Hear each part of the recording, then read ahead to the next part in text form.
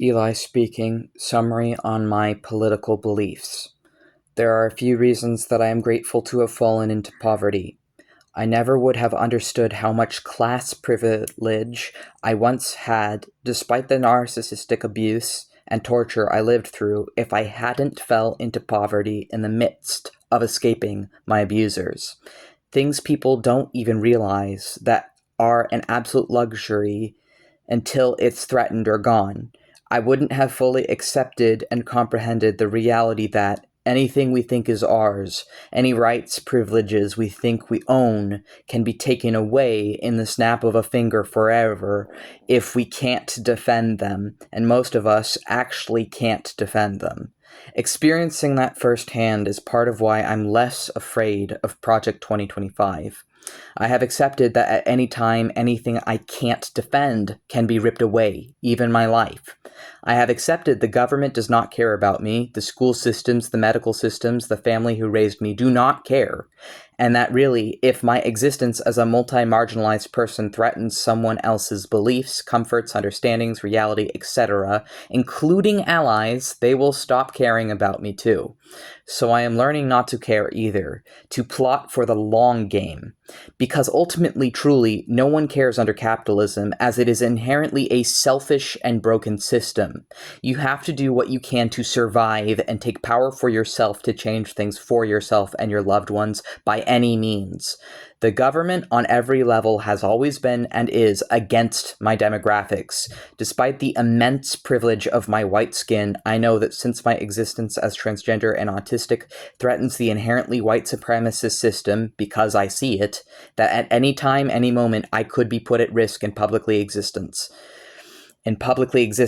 And I accept that fact. I don't focus my activism on what others do. I focus on the spirit and shadow, and trying to shine a light on what may be obscured. So I won't beg or plead for people to understand me or my experiences, existences, or perspectives any longer. I have tried. It never works. People do not care about the facts. I will demand equal treatment instead. I'll be the rude autistic guy when I need to be. I will expect equal treatment or accept none, and remove people from my life immediately. And I am fully prepared to die for what I believe in as right, or go to jail if it comes to it, and it genuinely could. I'm not afraid of Project 2025, how other people are afraid, because the expectations for people like me was never to live or succeed or have any autonomy, and I did not have autonomy over my life, despite my privileges, until I was disowned. That's why I have DID, dissociative identity disorder, on top of my birth-given disabilities. I was not allowed to be a conscious, aware human being until 22. I was a man's pet and plaything drugged out of my mind for a false diagnosis. His personal scapegoat, his shadow, his demon, his toy, but never, never his child.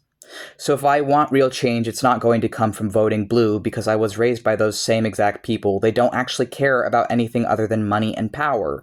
And the only way they can maintain that power, since they don't actually represent the interests of the public, is in lying to the public and themselves and selling those lies through desperation and fear, pretending to be better than the red when they're exactly the same in practice to many people's lives. One just hides behind a smile and prolongs what the other is doing, but lets them do it, and the other is just more overt and tells you to your face that they don't want you to exist. Real change is going to come from building connections in your own communities with the people around you, whether that's online community or in-person community, and creating the changes you want to see for yourself around you. If you want real change, you can't just stay in your room all day praying or trying to ascend to higher planes, or going online and arguing with strangers over politics, or traveling to other dimensions to escape the hell on Earth. And I know that is extremely hard habits to break. I do it too, and I'm not saying you can't do those things. I'm saying moderation and self-control is important. And relying on those things alone won't fix a broken system. I struggle with those things, and I often physically struggle to leave my own bed and my room. It is hard. It's okay that it's hard.